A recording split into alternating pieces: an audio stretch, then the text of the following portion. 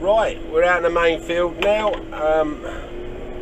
Yeah, this little beastie ploughs beautiful.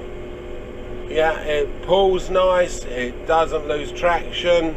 I know you're all saying, oh, it's 330 horsepower, surely it should pull nice. Yeah, but you can have all the horsepower in the world, but you know, if you lose traction, that's it. You know, it puts the traction down very well as my 8250 anyway. And I really rate my 8250 for a ploughing tractor, a draft tractor the old boys used to call it. My old daddy and that, they used to say, that's a good draft tractor, boy. You know, meaning she'd pull well. We're turning over this soil here. We've had a lot of rain recently. This is sandy soil and the water does go more or less straight through it. I want to get a winter crop in this because I like winter crops in this ground due to the fact that it dries up in the summer. Spring crops never do very well here. This will be a second wheat on here, yeah, hopefully it will do okay. But it's all yeah, it's a very very well laid out machine. I'm glad I got to have a go with it. I am sold on it, to be honest with you. We are supposed to be having a not a case. What are the other ones that are like a case? I forget now. You probably all saying it's one of them, but yeah, we're supposed to be having one of them off of Weatherheads, but before the rain come, we were supposed to be having the 310 horsepower one of them. But we haven't seen a hide of the hair of it. I've probably got another day and a bit ploughing to do, and we're done anyway ploughing. Well, we got to do then is knock it down and drill it, but obviously that can be easier said than done. But as you can see, I've been doing a bit round the corner, and the run I've just done to the run that I done about 15 minutes ago, it's just brindling off beautiful today. To be honest with you, if we don't have that rain they're forecasting us tomorrow, I'd be tempted to come in here and knock this down and drill it, to be honest, because yeah, it's ploughing out beautiful. It's nice and flat. I love my plough. It's a Caverneland number 8 bodies, 7 furrow, in furrow on land. I like to run on land, to be honest with you, which you can see I'm doing at the moment. And yeah, it spills your coffee if you're in the furrow, doesn't it? You know, you're going along there and sort of on a tilt in the furrow, it just spills your coffee. So on land, it's good. A lot of people say it goes better in furrow because if it's wet, but you got the traction, you got it. If you haven't, you haven't. If it's that wet you can't plough because you've got to be in the furrow, then you shouldn't be in the field. So, you know, this is a double offset plough. I can poke it right out the side if I want, so I could probably run duals with this plough. Not that I want to, but I'm quite happy just running on what I'm on. But we're rocking along. I've got 110 acres of winter barley in already, and like everybody says, I say to people, oh, I got 110 acres already, and I'm saying, yeah, that's in. That was in nearly 3 weeks ago now. I would imagine that's up. So it was nice to have got that in nice and clean and tidy. That was a nice little reward. I was supposed to be drilling for someone else and they hadn't got their seed in, so I thought I ain't gonna sit here twiddling my thumbs. I will get my bum up that field and stick some corn in it. So that's what we did. Yep, cultivated it. Next day we drilled it, rolled it in. So that is all done.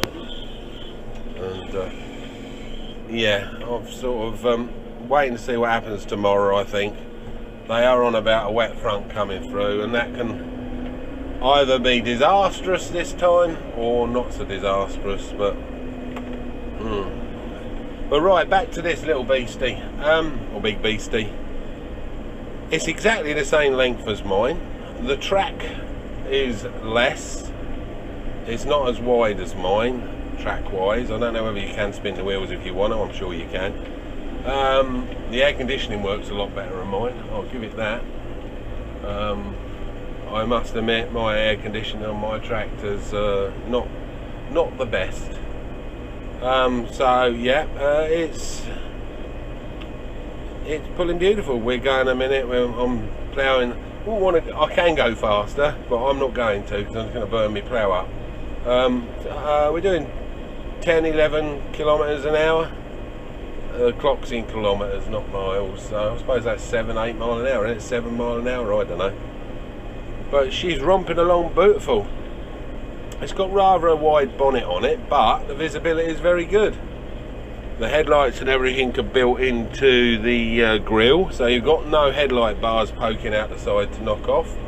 Side lights are up in the pods on the side of the cab, so big improvement there, because we was always whacking our headlights on a tree in the hedge or something and damaging the headlight bars. So that's a good improvement. I know these have been out for a while and a lot of you have had a good go with them, but here at JWB we haven't. I've had a 4230, yeah, 4230. I've had one of them, which was an okay tractor. That was an alright. But, you know, this is the big daddy of all of them. Fuel consumption's a big thing with me at the minute, so that'll be interesting to see where we are with that. I've actually got it in quick steer at the minute, and I can half steer nice and quick. So, that's a nice help on the headland, gets you around quick. I've got it on the headland management, just like mine.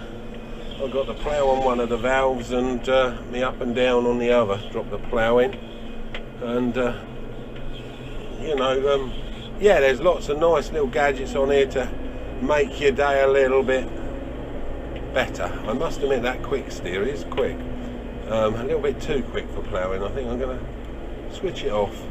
It's going to make me wobbly far else, and it's wobbly enough as it is. You know, it's just so responsive. It is so responsive. It is a nice tractor.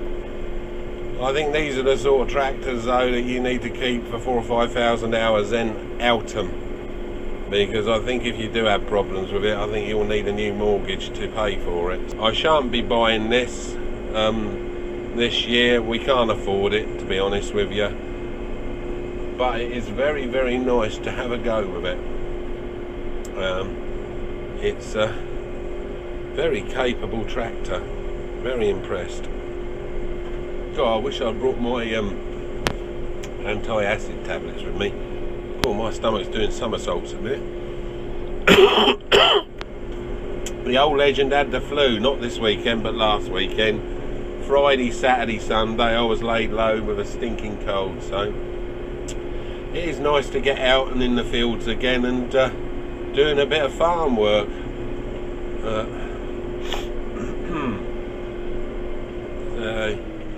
I thought I should get a bit of film of this beastie working, or if my son don't get to have a go, if they take it back before he comes back, he'll be very disappointed with me.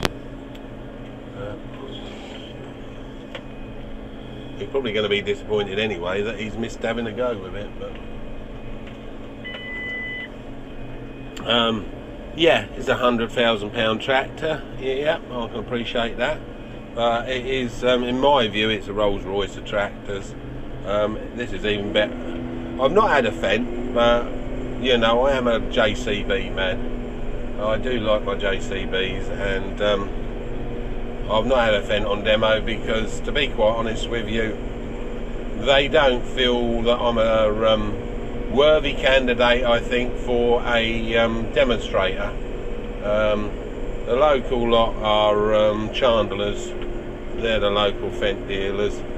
I've had a Class, I've had a JCB, McCormick. I've been offered a McCormick, which hasn't appeared yet, but yeah. Trouble is with that big pack baler, we need a tractor like this to power it. We need 380 horses somewhere about there to power that properly. You can all say, well, nah, you can get away with 250, but you crank that chamber down, then put it on a nice hill and see what you can get away with. You know, you get over at Tetworth on some of them hills with a change of a crank down. She's sort of kicking the arse at 250, my big tractor. So yeah, you need no less than 250 on that chrome big pack. There's no point in buying a baler that can do high speeds and pack through the acreage and the bales, but you ain't got enough horsepower up front to sort of use it to its full capacity. But this thing, we're pulling a 10k. If I throttle off, there you go. That's a tick over. That's at 1200 revs. That is. It's pulling a 7 furrow plough at 1200 revs. It's an unbelievable machine. You know, it just is. It's lovely. It's gorgeous. And now you're going to say, well, if you can pull it at 1200 revs, why are you pulling next to 1800? I'm pulling it at 1800 to get myself a bit of speed.